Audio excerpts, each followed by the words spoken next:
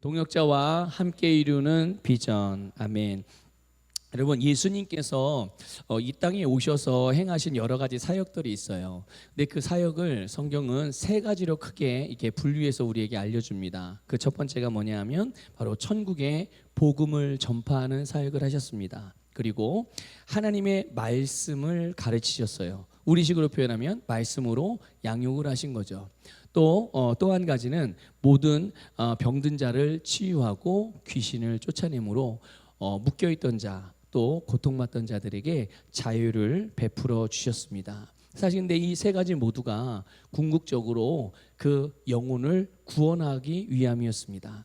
단지 이 땅에서 살 때만 자유롭게, 이 땅에서 살 때만 고통스럽지 않게, 이 땅에서 살 때만 그냥 잘 살고 즐겁게 살게 하기 위함이 아니라 영원한 생명을 주기 위해서, 영원한 생명으로 하나님과 영원히 살 수 있게 하기 위해서 이런 여러 가지 일들을, 사역들을 행하신 것이죠. 자, 그런데 예수님께서 이 사역을 혼자 행하신 것이 아니라 제자들을 세우셔서 그들과 함께 행하셨다는 것에는 굉장히 중요한 의미가 있는 것입니다. 그러니까 예수님은 당신의 사역을 아주 중요하게 여기고 예수님께서 사역을 감당하셨지만 절대로 혼자 그 일을 다 감당하지 않으셨습니다.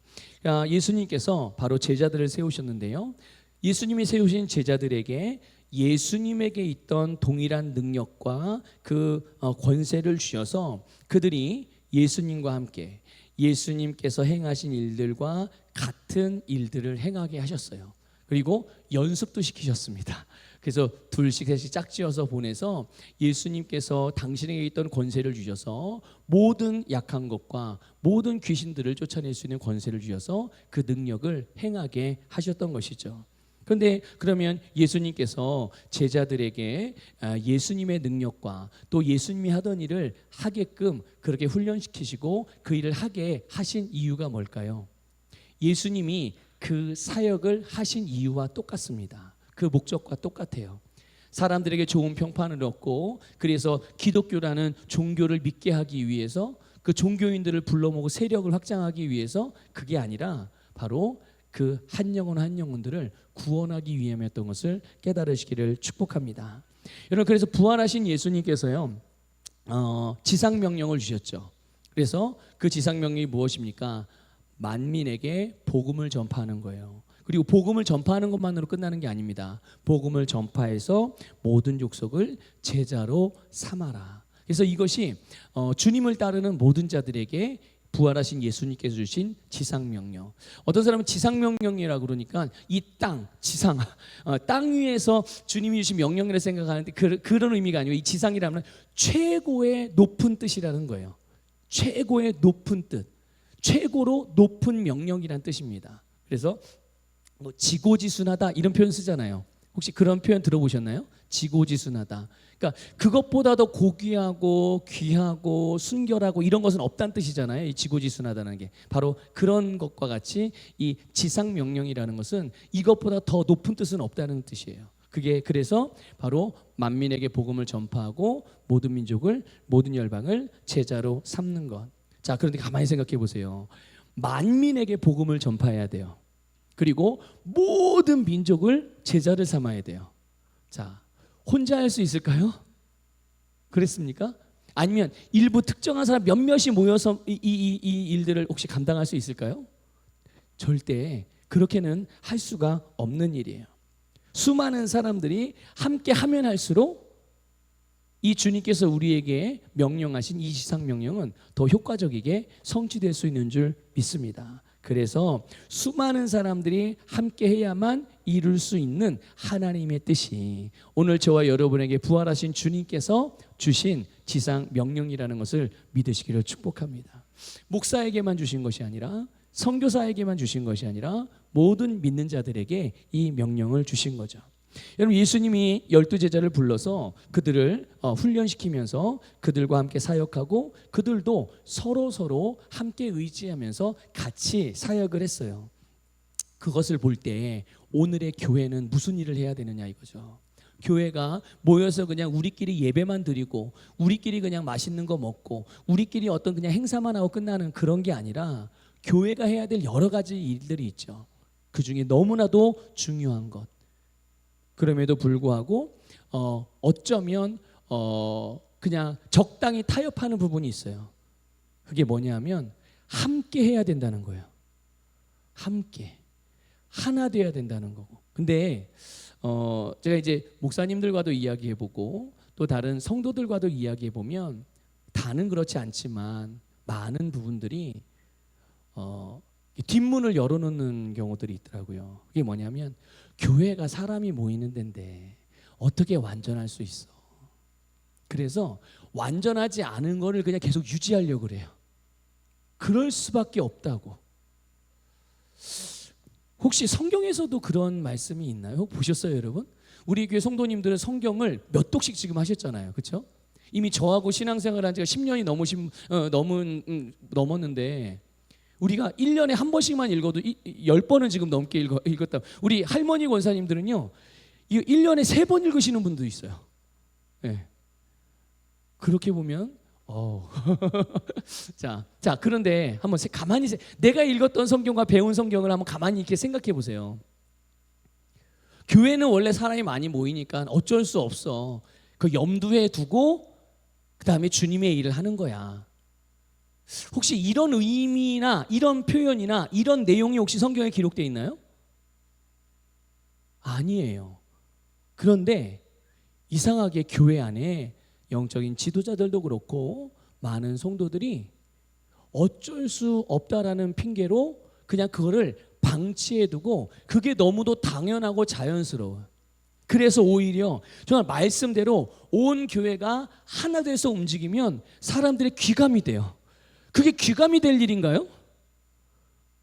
평균이잖아요. 주님께서 말씀하신 교회의 평균인데 그 평균이 어떤 그리스도인들에게 볼 때는 최고의 모습으로 보인다는 거예요. 물론 칭찬해주고 뭔가 이렇게 인정해주는 것 좋기는 하지만 한편으로는 씁쓸한 안타까운 부분인 거예요. 여러분, 주님께서 우리에게 주신 교회의 사명이 있어요. 그것은 모든 성도들이 함께 동역자가 되어야 된다는 겁니다. 목사와 성도가 동역자가 되고 성도가 성도의 또 다른 성도의 동역자가 되고 또 다른 동역자들을 세워서 이 땅에 하나님의 뜻을 함께 이루어 가야 되는 사명이 교회에게 주신 아주 중요한 사명이라는 것을 믿으시기를 주님의 이름으로 축복합니다. 그러니 그냥 나 혼자 아니 내가 좋아하는 사람들하고 같이 신앙생활하는 것 이 수준에 머무는 것이 아니라 정말 교회를 향한 주님의 뜻과 교회를 통해서 하시고자 하시는 하나님의 그런 부르심 가운데 우리가 담대하게 믿음으로 나가서 그 자리를 우뚝 서서 차지하고 그것을 계속 유지하면서 주님의 놀라운 주님과 동역하는 우리 모든 성도가 되시기를 주님의 이름으로 축복합니다. 그래서 여러분 바로 이렇게 정말 수많은 사람들이 함께 해야만 이룰 수 있는 만민에게 복음을 전파하고 모든 족속을 제자 삼는 이것을 위해서 이 사명에 헌신할 사람들을 따로 불러서 만든 하나님 나라의 본부이자 전초기지 하나님의 군대가 바로 교회라는 것을 인식하시고 깨달으시고 그래서 우리 모두가 함께 동역자로서 주님의 뜻을 이루어가는 그런 교회가 될 수 있기를 주님의 이름으로 축복합니다. 성경에는 이렇게 하나님의 비전 또 하나님의 뜻을 동역자들과 함께 이루어가는 이야기로 가득해요. 어떤 사람도 아무리 훌륭한 사람도 혼자 그 일을 이룬 사람들은 아무도 없습니다. 우리는 주님께서 우리를 부르신 부르심을 누군가가 대신해 주기를 바라지 않아야 돼요. 여러분에게 맡기신 일은 여러분이 해야 하는 일입니다. 그거를 목사님이 대신해 주리라 기대하지 마세요. 아니면 장로님이 대신해 주리라 기대하지 마시고 누군가가 대신해 주리라 기대하지 마시고요. 주님께서 나에게 하라고 하신 일들과 나에게 주신 사명은 내가 감당함으로 나를 통해서 교회가 온전해지게 세워지게 되는 줄 믿으시기를 축복합니다. 또 다른 사람에게 대신하게 만들지도 마시고 그들에게 미루지도 마시고 여러분 각자의 부르심의 자리에서 자신의 사명에 집중할 뿐만 아니라 다른 사람들도 함께 돌아보면서 동역하는 우리 서북의 모든 성도님 되시기를 축복합니다. 조금 전에 언급했던 성경 속에는 수많은 훌륭한 영적인 지도자들이 많이 있지만 하나님의 택함 받아서 주님의 그 놀라운 영광의 일들을 감당한 사람이 많이 있는데요. 어떤 사람도 혼자 감당한 사람은 없단 말이죠. 여러분 모세 같은 경우 생각해 보십시오. 모세 너무나도 훌륭한 지도자 아닙니까? 자, 그런데 애굽에서 하나님의 백성인 이스라엘 백성들을 데리고 나와서 가나안으로 인도했던 사람, 수많은 역경과 위험과 고통이 있었죠. 지도자로서, 리더로서 누구에게도 말할 수 없고 누구에게도 드러낼 수 없는 그런 고통이 있었지만 하나님으로부터 받은 부르심과 그 사명을 감당하면서 주님의 뜻을 이루어 갔습니다. 그러나 홀로 하지 않았다는 것이에요. 믿습니까, 여러분? 너무 잘 알고 계시지 않나요? 모세가 결코 혼자 그 일을 감당하지 않았다는 것. 가깝게는 그의 혈연이었던 형이 모세 옆에서 모세의 입을 대신해 줬잖아요. 모세는 자기가 이 말을 잘 못하는 사람이래. 그러니까 하나님께서 어떻게 해요? 하나님이 하나님의 일을 이루어야 되는데 자기 종이, 당신의 종이 말을 잘 못한다네. 언변이 어눌하대요. 그래서 어떻게 해요? 말을 잘하는 사람을 찾아보니까 바로 옆에 아론이 있으니까 하나님께서 아론을 모세의 입 대신으로 입으로 사용해서, 스피커로 사용해서 아론을 돕게 했죠. 또 유다 지파의 지도자 중에 훌이라는 사람을 주님께서 택하셔서 모세를 돕게 함으로 훌이 또 동역자로서 함께 사역했어요. 거기서 끝나는 게 아니라 10부장, 100부장, 50부장, 1000부장 하나하나 사람들이 하나님께서 사람들을 세우셔서 동역하게 했죠. 또 민수기 11장 16절 이하에서 보게 되면요, 70명의 지도자들을 뽑아서 세워서 모세의 사역을 함께 담당하게 했어요. 자, 그런데 중요한 거는 모세와 동역자가 된 사람들을 보면 모세가 임의로 세운 사람들이 아니에요. 모세가 자기 마음에 맞는데, 물론 자기 마음에 맞다고 택해도 하나님께서 그를 쓰시겠어요? 안 쓰시겠어요? 쓰세요. 그런데도 불구하고 모세가 임의로 택한 사람들이 아닙니다. 하나님께서 그들을 모세에게로 인도했고 그 인도를 모세의 동역자 된 사람들이 어떻게 했을까요? 그 하나님의 인도하심과 부르심에 응답했다는 것을 기억하시길 바랍니다. 그래서 하나님께서 그들의 마음과 또 그들의 생각과 또 그들의 삶 가운데 모세와 동역할 수 있도록 계속 그들을 부르시고 인도하시고 사인을 주셨을 때 그들이 그 하나님의 부르심에 응답을 했어요. 그랬더니 어떤 일이 일어나느냐? 하나님께서 그들에게 하나님의 영을 부어주신 줄 깨달으시길 바랍니다. 그래서요, 여러분, 그러면 하나님께서 이 모세의 동역자들에게 부으신 성령의 기름 부음이, 하나님의 영이 모세에게 하나님이 부으신 하나님의 영과 같은 걸까요? 다른 걸까요? 같은 거죠. 하나님이 모세에게 임하셨던 그 하나님의 영과 모세의 동역자로 주님께서 부르신 자들이 부름을 받고 주님의 말씀 앞으로 나올 때, 모세 옆으로 다가올 때 동일하게 그들에게 하나님의 영을 부어주셔서 모세의 마음과 같은 마음으로 하나님의 일들을 이루어 가게 하셨음을 믿으시기를 축복합니다. 그래서 여러분, 동역자들에게는 같은 기름 부음이 있는 겁니다. 믿습니까? 동역자인데 누구에게는 기름 부음이 있고 누구에게는 기름 부음이 없지 않아요.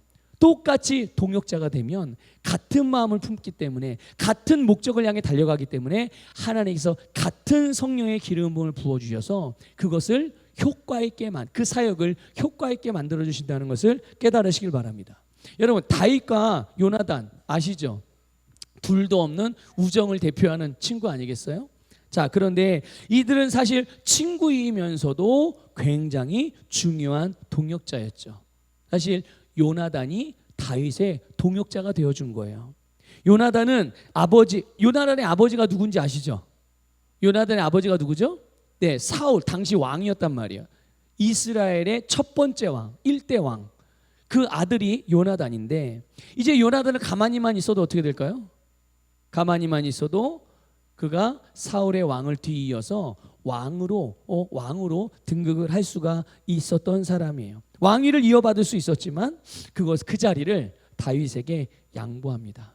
다윗에게 양보하고 그리고 하나님의 뜻이 자기에게 있지 않다는 걸 알아요.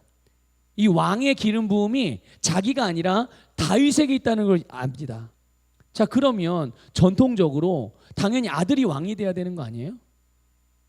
우리나라도 가만히 우리 왕조를 보면, 우리나라 역사를 보면 얼마나 많은 피바람이 불었어요. 그렇죠? 뭐 형제, 뭐 부모, 자식 간의 관계 그런 게 어디 있어 왕 앞에서. 그렇죠? 그런 관계가 어디 있어요? 내가 왕위를 차지하고 왕위를 유지하고 지키기 위해서 어떤 명분이라는 걸 내세워 가지고 온갖 천륜을 저버리는 일들을 얼마나 많이 행했습니까? 그러니까 이 요나단은 사실 가만히만 있어도 왕위를 이어받을 수 있었지만 요나단은 하나님의 뜻이 이스라엘 백성들을 향한 두 번째 왕에 대한 기름 부음이 하나님의 마음이 자기에게 있는 것이 아니라는 것을 알아요. 그 계획이 자기에게 있는 게 아니라는 걸 알죠. 누구에게 있다는 걸 알아요? 다윗에게 있다는 것을 이 요나단이 알고 기꺼이 그 하나님의 뜻 앞에 자신의 그 어쩌면 자연적으로 주어질 수 있는 권리, 권세, 주권 모든 것들을 다 내려놓습니다. 그리고 다윗이 왕위를 이어받는데 자기의 자리와 위치와 신분에서 할 수 있는 모든 것들을 다윗을 지원을 해요. 그래서 다윗을 통해서 이루실 하나님의 일에 이 요나단이 계속 협력하며 함께 이루어간 거죠. 또 다윗은 이제 사울 왕의 시기와 질투 가운데서 위기에 처하잖아요. 그리고 이제 그 10년 이상을 도망자 신세로 그렇게 도망 다니면서 살아요. 그때 많은 사람들이 다윗과 함께 했는데 그때 다윗과 함께 했던 사람은 성경은 잡족이라고 되어 있어요. 잡족. 도대체 잡족이 무슨 뜻입니까? 예? 근본도 없는 사람들인 거예요. 속된 말로 하면. 여기저기서 어디서 뭐 범죄자들, 소외당한 사람들, 가난한 사람들, 병자들, 쓸모없다고 외면당한 사람들, 배신당한 사람들, 온갖 인생의 상처는 다 받고 그 중에는 지가 상처를 준 사람도 있고 지가 배신한 놈 배신자도 있고 그러니까 온갖 잡족인 거예요. 말 그대로.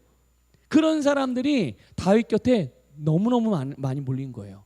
왜 그랬을까요? 다윗이 다 포용한 거예요. 다 받아들여 준 거예요. 용납해 준 거죠. 그래서 그때 이 다윗이 도망자의 신세였음에도 불구하고 그 수많은 사람들이 다윗과 함께해요. 그 사이에 그렇게 도망 다니며 다윗과 함께하는 그 기간 동안에 그들은 다윗의 동역자이자 하나님의 군대로 훈련되어져 갔다는 것을 기억하시기 바랍니다. 그냥 뭐 자기 잘 먹고 자기한테 다윗이 잘해주니까 그냥 쫓아다닌 게 아니에요. 다윗을 통해서 듣고 보고 먹고 마시고 자고 함께하면서 다윗이 얼마나 하나님 앞에 신실하게 살아가는지, 얼마나 하나님의 말씀을 따라 살아가는지, 얼마나 그 부르심을 향하여 달려가고 있는지를 다 보고 배우는 거죠. 네? 그래서 후에 어떻게 됩니까? 이제 다윗이 이스라엘의 왕이 되었을 때 그들은 다윗과 함께 나라를 세우는데 지대한 공을 끼치는 그런 아주 중요한 그 지휘자들이 다 된 거예요. 지휘관들이 된 거예요. 지휘관들이. 여러분, 하나님께서 우리에게 맡긴 사명을 여러분에게 맡긴 사명을 한번 가만히 생각해 보세요. 여러분의 부르심이 무엇입니까? 여러분을 향한 부르심의 소망이 뭐예요? 하나님께서 여러분에 맡기신 직임과 직분과 봉사의 일들과 여러분을 통해서 하시고자 하시는 하나님의 일들을 한번 가만히 생각해 보세요. 과연 그것을 혼자 이루실 수 있으시겠어요? 어떠세요, 여러분? 그냥 만약에 저는 이제 목사라는 직임으로 불렀어요. 목사가 뭐 하는 사람이에요? 그냥 설교만 하는 사람이 목사예요? 아니요. 설교만 하는 사람이라면 목사라고 부르면 안 돼요. 그냥 설교자죠. 그러면 설교자 아니면 강사. 예. 목사는 목회를 하는 사람이 목사입니다. 가르치기도 하고 돌보기도 하고 양육하기도 하고 함께 살면서 함께 온전해져 가는 거예요. 그게 목사입니다. 예. 그러니까 하나님께서 저를 목사라는 직임을 주셔서 목사의 일을 하게 사명으로 맡겨주셨어요. 자, 그러면 제가 혼자 그 목사의 직임을 다 감당할 수 있을까요? 그 사명을 다 감당할 수 있겠습니까? 가만 생각해 보세요. 우리 교회 뭐 성도가 얼마나 많아요? 아니면 교회가 어마어마 대단하게 큽니까? 그런데도 할 일이 예. 그래서 저는 가끔 우리 사모님하고 얘기해요. 뭐 어떻게 왔다 갔다 하고 그러면서 1000명, 10,000명, 20,000명, 30,000명의 그 교회를 목회하는 그런 성도들을 돌보는 목사님은 대단하다. 대단한 것 같다고. 나는 그렇게 못할 것 같다고. 왜냐하면 그런 분들은 하루에 설교를 몇 번이나 하겠어요. 저는 일주일에 설교 뭐 새벽 예배하고 수요일하고 뭐 주일하고 사실 그것도 많이 하긴 하는 건데 그런 분들하고 비교해 보면 그분들은 1000명, 10,000명, 20,000명을 신방하려면 생각해 보세요. 얼마나 신방해야 되겠어요? 예? 물론 담임 목사님이 다 하진 않죠. 리더들만 하겠죠, 리더들. 그리고 이제 부목사님 구역을 맡으신 이제 부교역자들이 하겠지만 그마저도 그래서 그냥 사모님 얘기하면서 그냥 웃으면서 나는 세상에 풀도 깎아야 되지, 약도 쳐야 되지, 바닥도 쓸어야 되지, 신방도 가야 되지, 설교도 해야 되지. 이것만 해도 이게 몸이 막 하나가 모자란데, 몸이 몇 개라도 모자란데 그런 얘기를 우스갯소리로 해요. 종종 합니다. 종종. 자, 그러니까 보세요. 근데 사실 저에게 목사라는 직임을 주셨는데 우리 교회 성도들만 돌보라고 저에게 그런 직임을 주셨나요? 아니에요. 여러분도 마찬가지입니다. 여러분도 여러분의 인생 하나만 돌보라고 하나님께서 여러분들에게 사명을 주신 게 아니에요. 아까 봤잖아요. 모든 민족에게 뭐 하라고요? 모든 만민에게 복음을 전파하래요. 그리고 모든 민족을 제자로 삼으래요. 이걸 혼자 할 수 있어요? 이거는 혼자 할 수 있는 일이 아니에요. 그래서 우리 자신을 세우고 영적으로 성장하는 일마저도 우리가 개인적인 것 같지만 절대로 혼자서 될 수 있는 일이 아닙니다. 나 하나 영적으로 성장하는 일에도 볼까요? 첫 번째로 주님이 함께 해줘야 내가 영적으로 성장하고 온전해질 수 있어요. 나 혼자 됩니까? 아니에요. 첫 번째 주님이 함께 해주셔야 돼요. 주님이 저를 인도해 주셔야 우리 각자 여러분들을 인도해 주셔야 여러분이 성장하죠. 두 번째, 여러분 영적인 지도자가 필요하지 않겠어요? 예. 여러분에게 바른 길로 바르게 성장할 수 있는 그런 영적인 지도자들이 필요해요. 그뿐이 아닙니다. 셋째는 함께하는 이들과의 믿음의 교제를 통해서 성장해 가는데, 여러분 칼이 칼을 날카롭게 한다고 그러지 않습니까? 칼이 칼을 날카롭게 하는 거예요. 예? 성도가 함께하는 성도가 있을 때 그들이 효과적으로 영적으로 성장해 가는 줄 믿으시길 바랍니다. 무엇을 통해서요? 믿음의 교제를 통해서. 믿음의 교제를 통해서 그렇게 함께 성장해 가는 거예요. 자, 그러면 이렇게 생각해 보세요. 만약에 성장하지 않으면 어떻게 될까요? 어린 아이가 있어요. 영적으로 어린 아이. 근데 한번 그냥 영적인 거 말고 그냥 우리가 이렇게 일반적으로 자연적으로 어린 아이가 있어요. 그럼 어린 아이의 수준이 어떤지 여러분 다 아시죠? 어린 아이를 살아봐서, 그렇죠? 어린 아이 때를 살아봤기 때문에 어린 아이가 어떤 수준인지를 잘 알고 있어요. 그런데 성장하지 않아. 그러면 어떻게 될까요? 성장하지 않으면 계속 그 아이를 돌볼 수밖에 없어요. 그렇죠? 계속 그 아이를 돌봐주기만 해야 돼. 계속 성장하지 않은 채로 오랜 시간, 어쩌면 평생을 그 아이를 돌보는 상태로, 돌보는 일만 하는 걸로 생을 끝내는 경우들도 있단 말이에요. 영적인 건 다릅니까? 아니에요. 영적인 것도 마찬가지예요. 영적으로 성장하지 않는 성도들, 그들을 돌보기만 하면 그냥 계속 그들은 자기만을 돌봐주기를 원하잖아요. 자기가 먹고 싶은 것만 달래잖아요. 몸에 좋든 안 좋든 건 상관없어. 내가 그냥 먹고 싶고 내가 좋아하고 내가 즐거운 느낌을 가져야 되고 내가 원하는 것 그냥 나만 하는 상태가 어린아이 상태 아니겠어요? 그렇죠? 그런데 그 상태에 영적으로 그런 수준에 있는 성도들이라면 계속 나만 돌봐달라고 그러고, 그러면 옆에 있는 성도들이 다 누구만 돌봐야 돼요? 그 사람만 돌봐야 돼요. 그러면 그 교회는 성장할까요? 그 공동체가 건강하게 자랄 수 있겠습니까? 계속 그 수준에 머물러서 계속 그 상태로만 있는 거예요. 근데 주님께서 우리에게 주신 교회는 그런 교회가 아닙니다. 믿습니까? 그래서 성도들 한 사람 한 사람도 성장해야 되고 함께 성장해야 되고 모두가 온전해야 되는 줄 믿습니다. 그렇기 때문에 하나님이 역사하시고 리더들을 세우신 거고 서로가 동역자가 되어서 함께 믿음의 교제 안에서 같이 성장하게 하신다는 것을 깨달으시기를 축복합니다.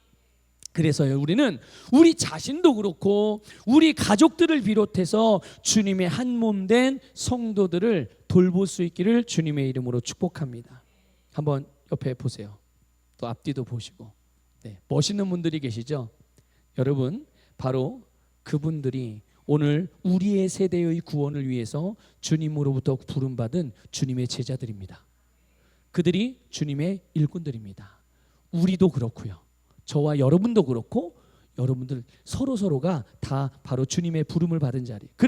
그러므로 여러분 함께 각자의 부르심의 자리에서 같은 비전이며 같은 마음이며 같은 뜻이며 같은 영으로 주님의 일들을 함께 이루어 가시기를 주님의 이름으로 축복합니다. 바로 이것이 제자로의 부르심입니다. 주님의 제자, 예수님의 제자로 내가 예수님의 제자가 되고 다른 사람을 또 예수님의 제자로 만들어가고 또 그 제자가 또 다른 제자를 삼고, 그래서 주님의 지상 명령이 주님이 오시는 때까지 지속되게 해야 되는, 성경은 이거를 바로 부르심의 소망이라고 말하는 거예요. 부르심의 소망, 따라해보세요. 부르심의 소망. 네, 성경은 이것을 부르심의 소망이라고 말해요. 에베소 1장 18절 볼까요? 같이 읽어보겠습니다. 시작. 너희 마음의 눈을 밝히사 그의 부르심의 소망이 무엇이며 성도 안에서 그 기업의 영광의 풍성함이 무엇이며 하고 뒤에 쭉 나오는데 알게 되기를 기도하는 겁니다. 이것을 알게 되기를. 그러면 아까 여기 12절에 나와 18절에 나와 있는 그의 부르심의 소망의 내용이 있어요. 부르심의 소망의 내용. 그게 에베소 4장 11절 12절에 나옵니다. 같이 읽어보겠습니다. 시작. 그가 어떤 사람은 사도로, 어떤 사람은 선지자로, 어떤 사람은 복음 전하는 자로, 어떤 사람은 목사와 교사로 삼으셨으니 이는 성도를 온전하게 하여 봉사의 일을 하게 하며 그리스도의 몸을 세우려 하심이라. 아멘. 여러분, 각기 부름받은 직분과 역할은 다르죠. 다릅니다. 그런데 목적과 목표는 달라요, 같아요. 목적과 목표는 같습니다. 성도를 온전하게 하는 것입니다. 그럼 도대체 성도를 온전하게 하는 게 뭡니까? 영적으로 성장하게 하는 거예요. 그래서 그 영적으로 성장한 결과로 살아가는, 영적으로 성장한 결과로 살아가는 모양이 뭐냐면 봉사의 일을 하는 거예요. 그러니까 나는 영적으로 성장하고 계속적으로 성숙해 가고 있다고 하지만 실제로 그들이 주님의 몸 안에서, 교회 공동체 안에서 봉사하는 일이 없다? 그러면 그 사람들은 아직도 영적으로 어린아이인 것입니다. 예, 온전해지지가 않은 거예요. 서로 온전해짐으로 봉사의 일을 할 뿐만 아니라 또 봉사의 일을 통해서 또 더 온전해지는 그런 역사들, 그런 영적인 선순환의 역사들이 바로 이 공동체, 주님의 몸 안에서 이루어지고 있는 부르심의 소망의 내용들이라는 것을 깨달으시기를 주님의 축복합니다. 이렇게 성도를 온전하게 하여서 봉사의 일을 하게 함으로 그리스도의 몸인 교회를 세우는 것, 이것이 바로 부르심의 소망의 내용들이에요. 우리를 부르신 부르심의 소망의 내용들, 이것을 위해서 그래서 주님께서 그냥 단적으로 하나만 예를 들면 교회에 목사를 세운 겁니다. 이것을 위해서, 성도들을 온전하게 하기 위해서. 그러니까 여러분, 이제 제가 목사니까 이렇게 얘기해 볼게요. 목사가 자기 잘 살겠다고 성도들 이용하면 돼야 안 돼요? 목사가 주님께서 한 교회에 목사를 세우신 목적이 뭐예요? 지금 봤잖아요. 성도를 어떻게 한다고요?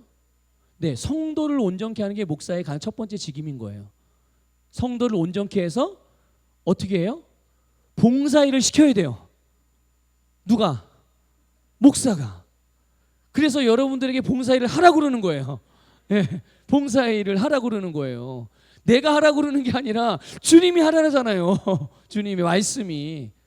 그래서 교회가 온전해지게 된다는 거잖아요. 든든하게 세워지게 된다는 거잖아요. 네. 그래서 주님께서 바로 성도들을 온전하게 하고 교회 공동, 주님의 몸이니까 그것을 잘 세워갈 수 있도록 교회마다 목회자를 세우신 거예요. 그리고 그 목회자에게 하나님의 비전과 부르심을 주신 것입니다. 그 목사와 그 교회의 모든 성도들이 함께 바라보고 달려갈 수 있는, 이걸 조금 하나님 편에서 말하면 하나님께서 그 목사와 그 교회와 그 교회를 이루고 있는 성도들을 통해서 하고자 하시는 일들, 집중적으로 하고자 하시는 일들, 물론 모든 교회, 모든 목사, 모든 성도들의 최종 궁극적인 목적과 목표와 그 삶의 이유가 무엇입니까? 그게 영혼을 구원하는 일이에요. 모든 영혼이 구원받는 일을 위하여 복음을 전파하고 영혼들을 세워가는 일이죠. 구원하는 일. 그 일을 우리가 어떻게 만들어 가느냐는 거예요. 그래서 그 일을 만들어 갈 수 있는 그 방법과 부르심의 직임들이 다 다른 겁니다. 다 다른 거예요.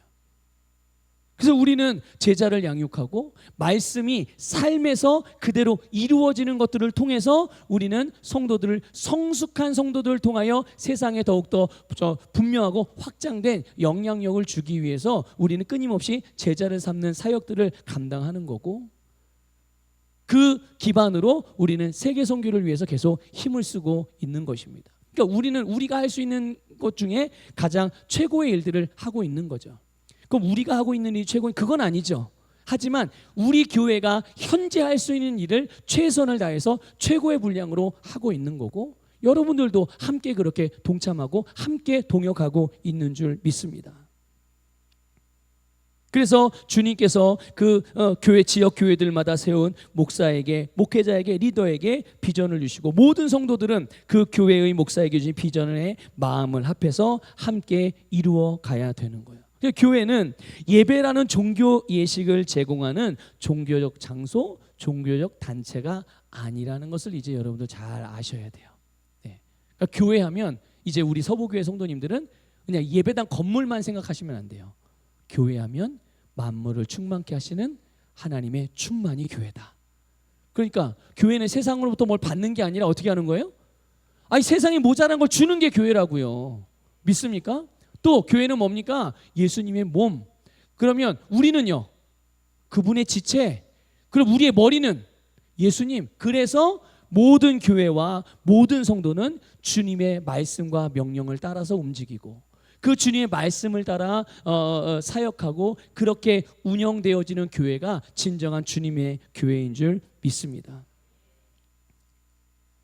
그래서 주님은 이제 당신의 몸인 교회를 건강하게 그리고 온전하게 성장시키시기 위해서 그에 맞는 지도자들을 세우시고 그들에게 비전을 주셔서 몸에 온 지체들이 그 일들을 함께 이루어서 모든 성도들을 온전하게 하시는 줄 믿습니다. 물론 어떤 성도들은 그런 온전하게 세워가는 일들에 대하여 아직 잘 받아들이지 않고 또 좋은 것을 주지만 그 좋은 걸 못 알아보는 경우들도 있어요. 그렇지만 우리는 계속 그럼에도 불구하고 계속 나누고 섬기고 도우면서 함께 온전해져야 되는 줄 믿습니다. 그래서 여러분, 건강하게 그리스도의 몸 안에서 온전하게 성장하는데 필수적인 요소가 있어요. 그게 뭐냐면 연결되어 있어야 된다는 겁니다. 몸에 연결되어 있어야 지체는 건강하게 성장할 수 있습니다. 떨어지면요, 생각해 보세요. 만약에 여기 손가락이 하나가 딱 잘라져가지고 딱 땅에 떨어져 보세요. 예? 금방 색깔부터 달라지잖아요. 아시죠? 예. 색깔부터 달라져요. 죽는 겁니다. 죽는 거. 잠깐은 한 20분 30분은 신경도 살아 있기 때문에 얼른 잘라지면 주워다가 빨리 병원 가서 붙일 수 있잖아요. 회복이 되잖아요. 근데 그냥 떨어져 있는 상태면 그게 신경이 살아있다고 해서 산 겁니까 그게? 산 거라고 보지 않잖아요. 빨리 연결시켜야 살 수 있는 거지. 그냥 그대로 방치되면은 그냥 죽게 되는 거예요. 그거는 그 지체는.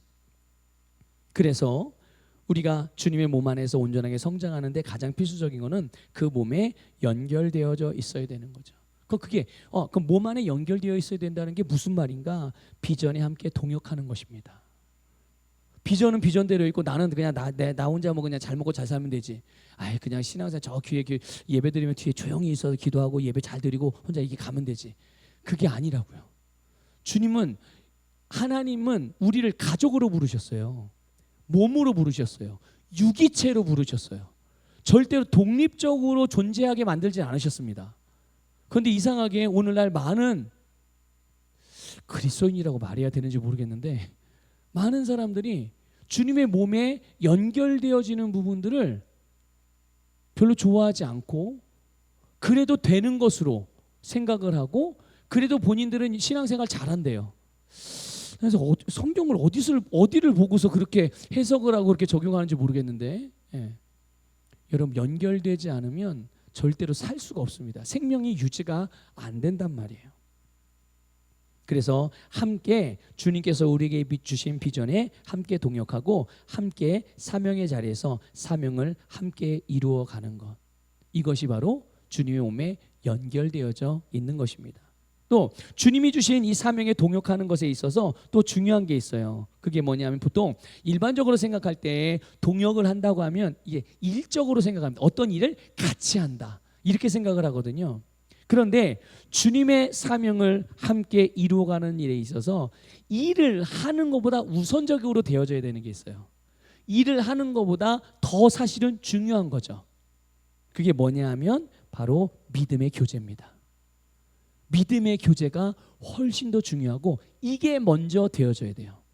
그래서 믿음의 교제 안에서 마음이 함께 공유가 되어지고 비전이 공유가 되어지고 서로의 달란트가 발견이 되어지고 서로 주님이 부르신 부르심의 그런 위치, 주님의 몸에서 내가 어느 위치에 있는지, 어떤 자리에 있는지, 그래서 내가 그 자리에서 어떤 일을 해야 되는지가 이 믿음의 교제 안에서 다 드러나고 알게 되고 밝혀지고 계시가 되어지고, 그래서 거기에 맞는 기름 부음이 임하고 주님께서 우리를 그렇게 사용하시는 거거든요.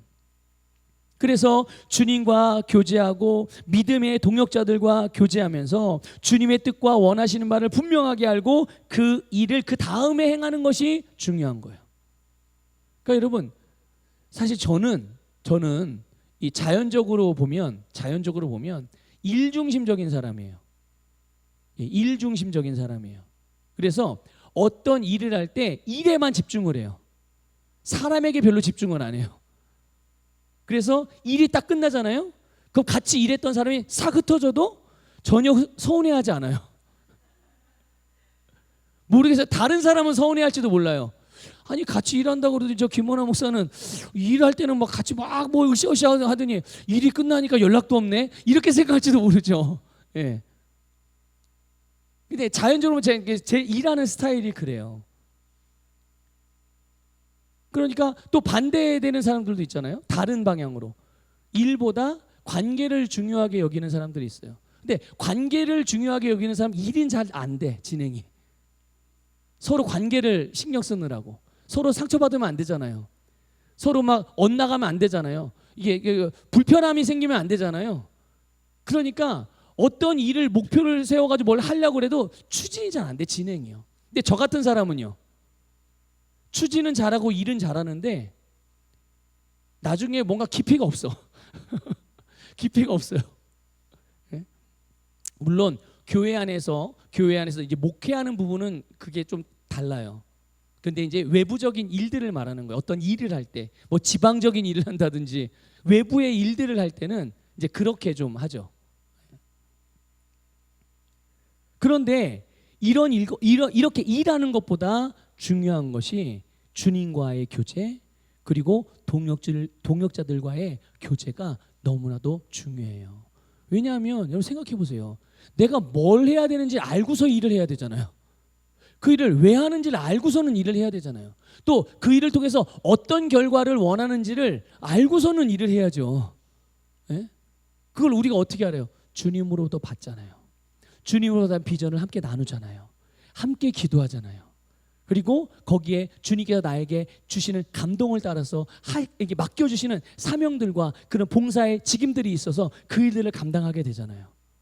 그래서 같이 그 주님의 뜻을 이루어가는, 그래서 이 믿음의 교제가 너무 중요해요. 여러분, 사도 바울 같은 경우요, 정말 수많은 동역자들과 함께 주님의 뜻을 이루어갔던 사람이에요. 근데 바울이 교회를 세울 때, 교회 복음을 전해서 이제 믿음의 사람들이 생기잖아요. 구원받는 자들이. 그럼 이제 교회가 형성이 되는 거예요. 그러면 거기에서는요, 교회를 때 거기에는 성도들을 반드시 말씀으로 양육했다는 것을 우리가 볼 수 있어요. 어떤 교회를 세우든 어떤 교회가 개척이 되어지든 거기에 성도들을 반드시 말씀으로 양육을 했어요. 그게 바로 믿음의 교제의 한 부분인 거예요. 믿음의 교제. 말씀으로 양육했다는 단지 성경의 지식, 성경 공부를 한 게 아니거든요. 그 안에서 말씀을 나누고 은혜를 나누고 또 의문에 대한 답도 주고 또 지침도 주고 격려도 하고 위로도 하고 함께 기도하고 주님의 마음을 나누고, 이런 것들이 다 믿음의 교제 아닙니까? 그리고 중요한 거, 절대로 이 믿음의 교제 안에서, 성도들과의 믿음의 교제 안에서 빠뜨리면 안 되는 거, 바로 그게 뭐냐면 각 사람에게 그 속에 있는 선하고 아름다운 것들을 알려주는 일이에요. 여러분, 우리 안에 누가 계세요? 예수님이 계시죠. 그런데요, 잔뜩 시험이 들면 내 안에 예수님이 계신지 잘 몰라요. 그래서 막 씩씩대고 불평하고 원망하고 부정적인 말 막 쏟아내고, 그때 옆에서 함께 믿음의 교제, 셀 식구들이라고 예를 들어봅시다. 셀 식구들이 함께 예배를 드리고 함께 찬양하고 같이 기도하고, 그런데 아니 셀 원 중에 누가 하나가 시험이 들어가지고 막 마음이 그렇게 불편하고 막 그런 일들을 막 이렇게 쏟아내고 모임 분위기를 좀 흐리고 그래요. 그럴 때 어떻게 해요? 왜 분위기 흐리고 그래? 이렇게 할 거예요? 그러면 안 되죠. 네. 그게 아니라 그분 안에 계신 예수님을 알게 해줘야죠. 집사님 안에 예수님이 계세요. 집사님 안에 주님이 주신 모든 선한 것들이 집사님 안에 있어요. 이렇게 그분 안에 있는 선한 것들을 알려줘서 그분으로 하여금 그것을 인식할 수 있도록 도우면서 영적으로 성장해 가게 되는 줄 믿습니다. 또 그런 경우도 있잖아요.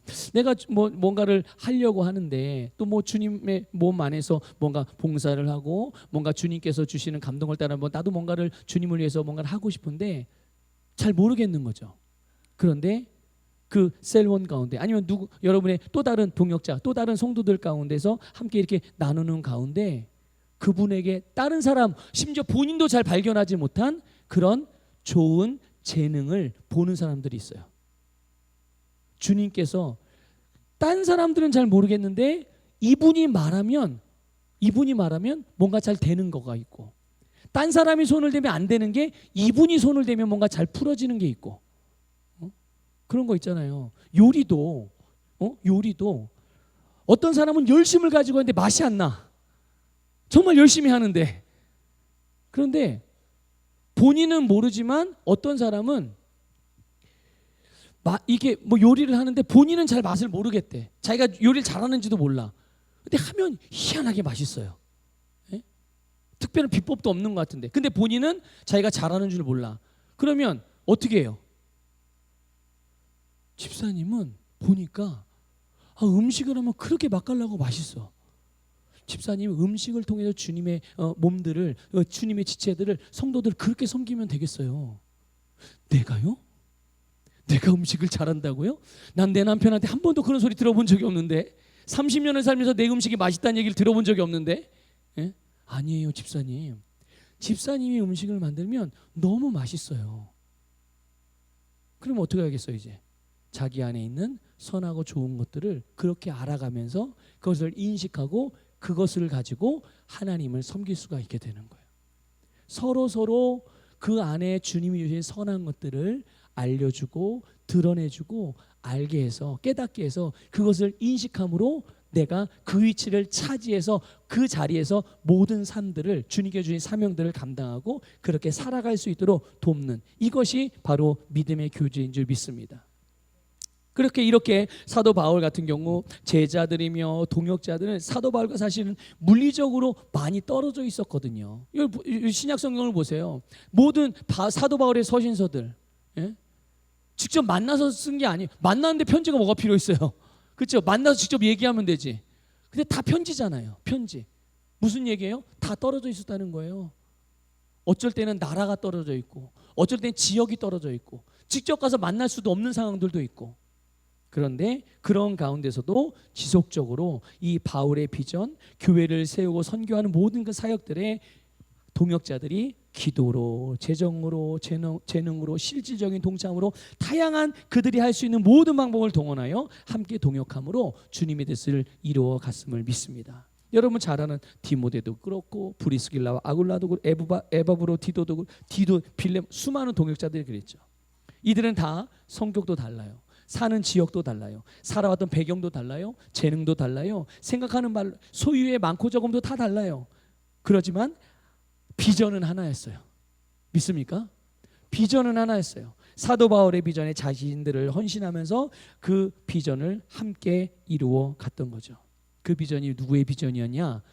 사도 바울의 비전이 아닙니다. 누구의 비전이었을까요? 예수님의 비전이었어요. 영혼을 구원하는 비전이요, 교회를 세우고 온전하게 하는 비전이요, 선교하는 비전이었어요. 그러면 이들이 일평생을 바울의 동역자로만 남았습니까? 아니에요. 바울의 동역자로만 남은 게 아니라 이들 역시도 또 다른 제자를 삼아서 이제 바울이 세상을 떠나고 없을 때 이들이 다 리더가 되어서 그들이 자신들의 동역자로서 함께 그들의 세상에 복음을 전파함으로 주님의 몸된 교회들을 개척하는 것뿐만 아니라 교회가 온전하게 성숙하게 세워져 가고 믿는 자의 수가 점점 더해지는 이런 아름다운 복음 전파, 영혼 구원의 역사들이 일어났음을 깨달으시길 바랍니다. 이렇게 여러분, 주님의 비전 또 우리의 사명인 온 땅에 복음이 전파되는 일, 제자를 세우는 일, 교회가 세워지고 온전하게 되는 일들은 함께하는 동역자들을 통해서 같이 이루어지고 또 함께 이루어가는 아름다운 결실을 맺게 되는 줄 믿습니다. 주님께서 우리에게 주신 사명, 여러분 절대로 결코 가벼운 것이 아닙니다. 결코 여러분 작은 일이 아닙니다. 한 팀으로 함께 동역하는 능력으로만 이룰 수 있는 일들입니다. 여러분 예수님이요 설교하실 때, 기적을 베푸실 때 얼마나 많은 사람들이 예수님 주변에 모였습니까? 정말 많은 사람들이 모였거든요. 수많은 사람들이 은혜를 받았습니다.